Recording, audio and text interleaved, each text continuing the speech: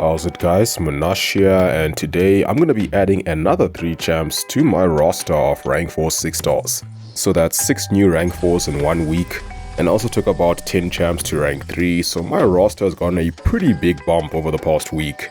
And now it is looking pretty nasty, I must say, with 20 rank 4s and 55 rank 3s.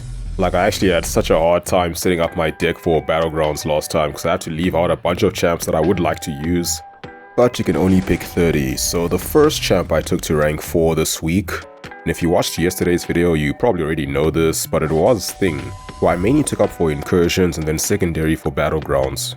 And Thing is a champ that I only invested in very recently because I actually only duped him from the very last crystal from the previous featured 6 star, so a few weeks ago he was still rank 1 and unawakened.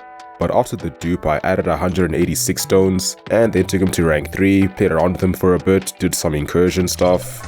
And then after Cyber Weekend hit, I just had so much rank up materials, I decided to take him up eventually because I figured at rank 4 my incursions runs would be a little bit faster, and perhaps even slightly cheaper. Because I do think it's worth pushing to zone 25 every month for the Awakening Gem and all the rank 4 stuff, it doesn't cost you too much.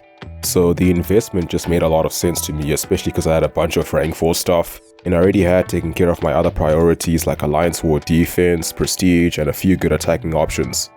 And it's not like Thing is only good for incursions or Battlegrounds defense. I mean, he's got a great set of utility, bunch of really useful immunities like Bleed, Shock, Nullify, and that protection mechanic is just so useful for so many different scenarios whenever you want to mitigate damage taken from pretty much any source. So Thing was my 18th rank 4 6 star and the 19th one, which I was pretty excited about. Just had to be Hood because this has been a long time coming, because he's actually been my most used Mystic champ in Alliance War this season. Like, I actually used him more than Tigra and Symbiote Supreme. Even though he doesn't directly counter Conduit by being sick and tired or, placing heal blocks, he can still sort of bypass it with the ability accuracy reduction from the Fate Seal off of Special 2. And I believe the heavy attack detonation damage can actually do the full damage before it actually triggers any healing from Conduit. Although I need to double check that, I'm not 100% sure there. Usually I'd have a Fate Seal so they don't actually get any Conduit debuffs, and then I can just do it pretty safely. But also that heavy attack is also just really useful for bypassing a lot of annoying stuff or abilities that trigger towards the end of the fight, because the opponent's health can literally just go from like 60% to 0% with that one attack. And it's just so satisfying to watch. I really enjoy playing Hood, especially with the invisibility mechanic. Getting you those openings is just so much more fun. And he's just a really solid Mystic champ, with great utility like the usual Fate Seal, Stagger, and Power Steal stuff that you see from other Mystics. But then you also add the invisibility, the ability accuracy reduction, which is both offensive and defensive reduction, stun immunity while invisible, just the way he delivers his damage with the heavy attack makes him such a useful champ for so many different scenarios.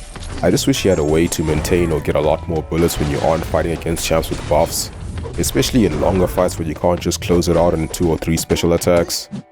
Although there are some synergies that help with that, and he actually has a number of pretty good synergies with several different good champs, like ones that I really like as well, such as Mojo and Kingpin. The one with King Groot is also really good for him, gives him more chances to miss. The Strife one really helps his damage while invisible. He even has a synergy with Negative, and it's actually quite useful, although more for Negative than for Hood. And of course he is a big part of the Ghost Trinity, probably the best synergy for Ghost if you ask me. It's funny how the Hood was largely a synergy champ before the buff. Even after the buff, he was still being used for synergy quite a lot just for Ghost and Kingpin, since they're a lot more popular and just generally stronger champs.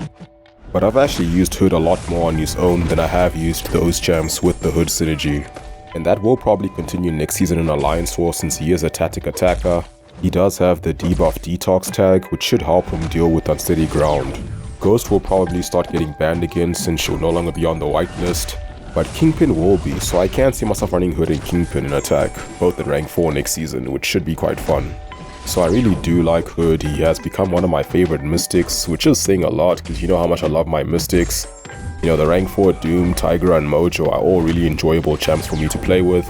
And then there's a couple of rank 3s that I'm still quite fond of, like Voodoo, Sorcerer, Supreme, Rintrah, Clairvoyant, Diablo, and I have been enjoying Juggernaut ever since he's buff. So the Hood was number 19 and now my 20th rank 4, which to be honest, I kind of took up on a whim, is Omega Sentinel. So now, I actually thought I was going to take up Nimrod or Ghost before I'd even consider OS as my second rank 4 tech champ after Guardian. But I actually find myself using Omega Sentinel and Alliance War more than Nimrod and Ghost because in my pod, as in the guys that run pods 4, 5 and 6 with me, we already have a rank 4 Ghost and a rank 4 Nimrod, and I have a rank 4 Guardian as well, so adding Omega Sentinel just gives us a bit more variety, or at least more options in terms of rank 4 attackers, because we never really need more than one rank 4 Ghost or Nimrod down the middle. And there are some fights where she just works better than those two, like No 25 Power Smack for example, depending on the defender of course. Because she does have quite a unique set of utility as well, like being immune to Nullify, Fate Seal and Stagger, yet she still takes bleed and poison but no damage from it, so she can actually just heal from that.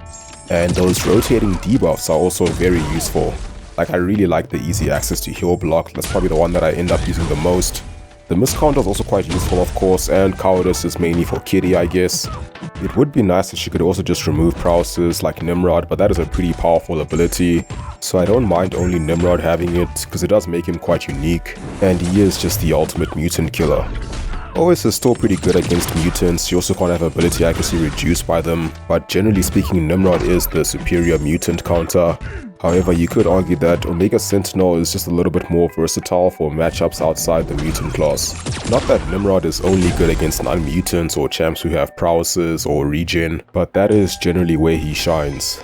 And also, I actually enjoy using Omega Sentinel more than Nimrod. Nimrod is simpler and just generally a lot easier to use to the full potential. Because with OS there is a bit more reliance on AI behavior, like when you want to pause or refresh your debuffs, or champions abilities. Like if you're fighting an evader, you can't just drop a full combo ending with a light attack because you can get evaded and comboed.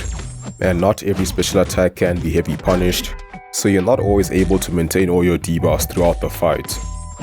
But that's what I like about her, it's not always perfect, there is a bit more strategy involved. It's not just parry a couple of times and then drop a special 2 and watch them melt away, though it is quite satisfying with the passive shock damage from Nimrod.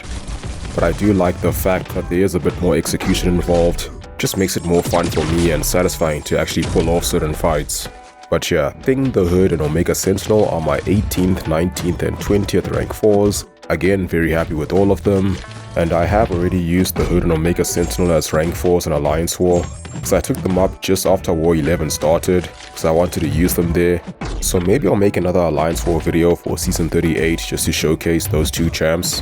I also used Spidey99 during that war, who is a champ that I don't often get to use, so it might be an interesting one. So you can let me know if you want to see that, but that's gonna be it for this video. Hope you guys found this interesting, and as always, thank you for watching. Have a wonderful day, and I'll see you soon.